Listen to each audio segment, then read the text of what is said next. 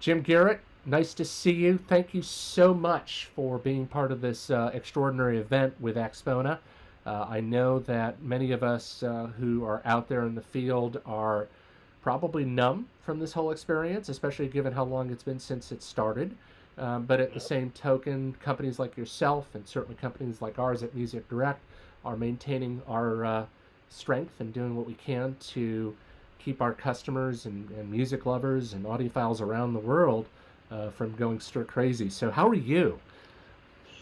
I'm doing very well. This is week 5 for me. So I started staying home just a week before they locked down the city. So when in the role that I'm in, I travel a lot. So working remotely has not been a big challenge. But as far as the team goes, we spend a whole lot of time on WebEx right now, a lot of phone calls. I think all of us are working more hours than when we were actually going to the office. So, but you do what you do. It's a bit of a new normal. We adapt, we overcome.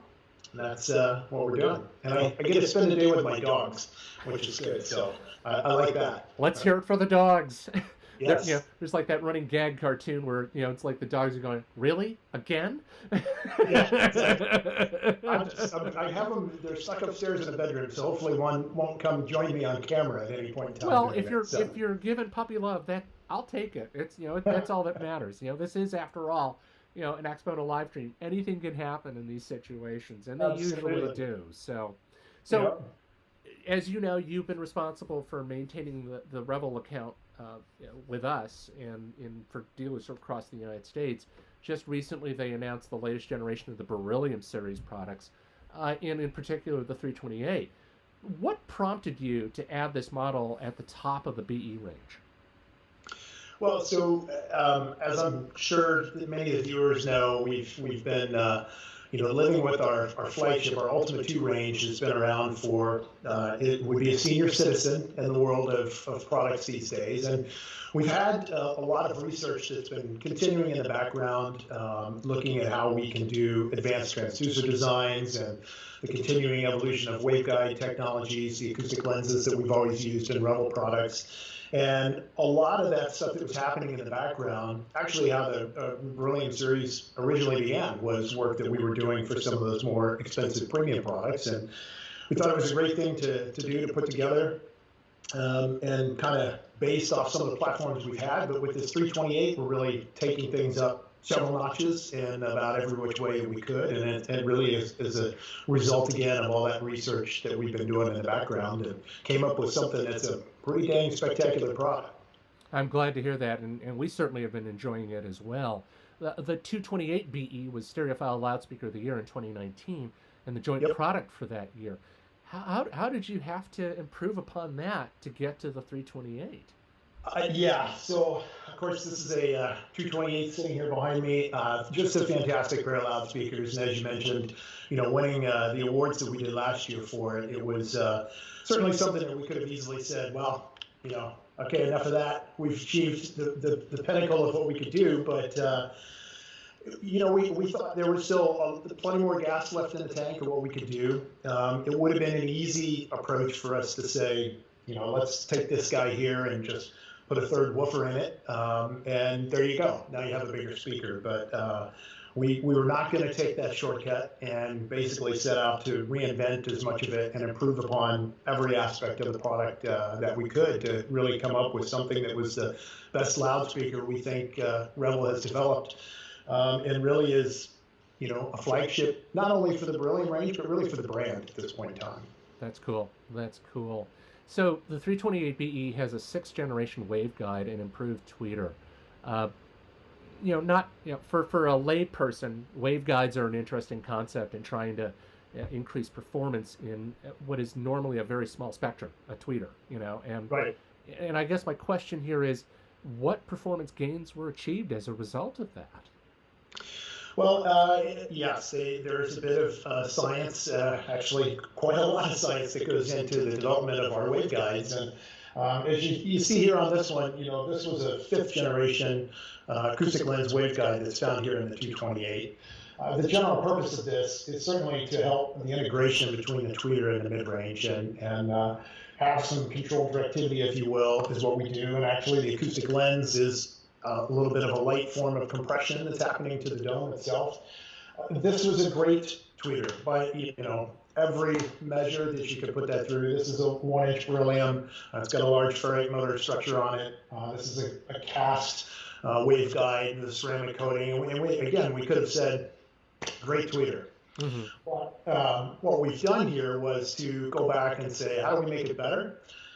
So the 328, while it is also a 1-inch beryllium dome, has a much larger ferrite motor structure. It actually looks like what you'd see on a woofer in a lot of products. A lot of things. Mark Glazier, who's the principal engineer for Revel, just did.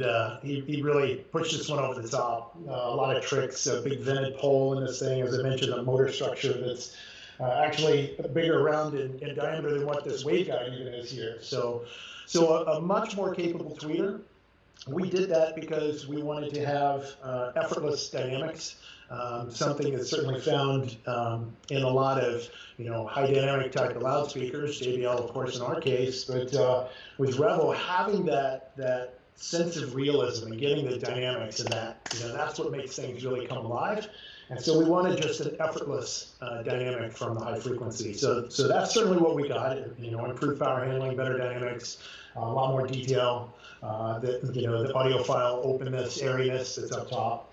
And then the generation that we took from here, 5th generation to 6th generation in the waveguide, is basically how we are then blending the edges of the waveguide into the baffle of the loudspeaker.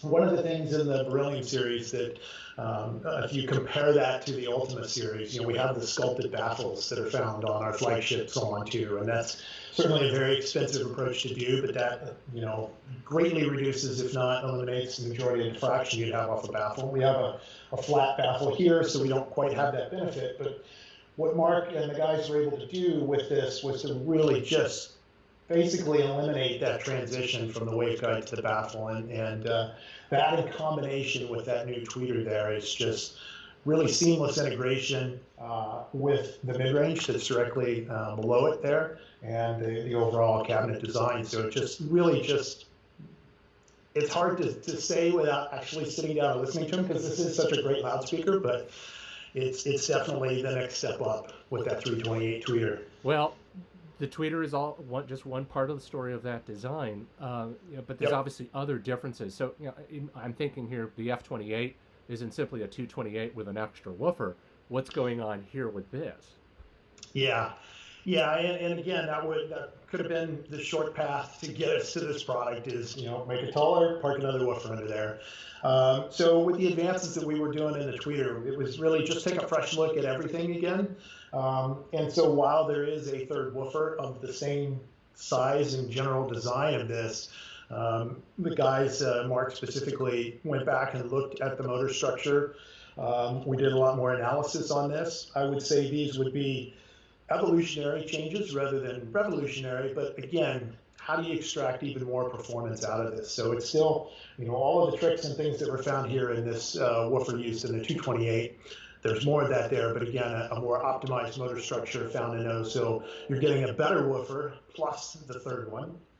And that's going to be certainly a difference there with the 328. Of course, having that third woofer requires a lot more cabinet volume to really benefit from having a third woofer. Just putting it in there, if you don't have a big enough box, you'll actually end up with a speaker that has less bass than the other one, because the cabinet's not appropriately sized for the displacement that you've got in the woofers. So you'll see when you look at a 228 and a 328 next to each other, 328 is quite a bit bigger, and that helps us get the cabinet volume that we needed. And as the domino effect occurs, these have a front firing port. Well, we could no longer do that because the height that was pushing our tweeter up to was really getting it to be too tall with the 328. So then that forced us to look at how we would tune the cabinet. Mm-hmm. So we moved to a new rear firing port design. Looks like, being a car guy, it looks like dual exhausts on the back of the car. It's actually a pretty sexy treatment on the back of the speaker. So we moved and changed that. Went back and looked at the bracing, how rigid is that cabinet. It's a very big speaker, so making sure it's a inert cabinet. That was there. Really about the only thing that didn't change. Of course, obviously the network is all brand new, but I'd say this guy right here, this mid-range driver that was developed for the 228, there was really not anywhere that we could really take that beyond what it was. So that's really about the only component when you compare a 328 and a 228 that is the same thing. The tweeter, the waveguide, the woofers, the network, the port tuning, the cabinet, all of that is different, but they do share a common mid-range. I will give you that one. Score one for the speaker. Exactly. So, final thoughts here. First off, thanks so much again. Sure. It's really a pleasure to always hang out with you, even though we're hanging out like this. Hopefully, yes. Exactly. Without trying to put spoiler effect in this conversation, any future plans in terms of other products in the pipeline for Revel in particular? I know that they've been doing such a great job. I mean, for example, is there something on something to work on for the Ultima series, the Salon in particular? Yeah, we have been very busy with the Berylliums now. With the family has expanded to 5 models with the bookshelf, 3 towers now, and a matching center channel. So there's been a lot of energy that was spent there. But again, the Beryllium series really came out of the desire to develop a new Ultimate series, and is where a lot of this research has come from on the products and what you're seeing realized today. Certainly, a 328 at a U.S. retail price point of $16,000 sits squarely in the middle of the Ultima price range. So if that gives you some ideas, of course, we know one thing that everyone continues to ask for is when's there going to be a new salon. And so I would say from that respect, we are working on something special to be up there. Take the brand, we have a lot of acoustic resources available to us, a lot of amazing technology, and we can make some pretty amazing products when we get down to it. And I think you'll see something very special from us in the future.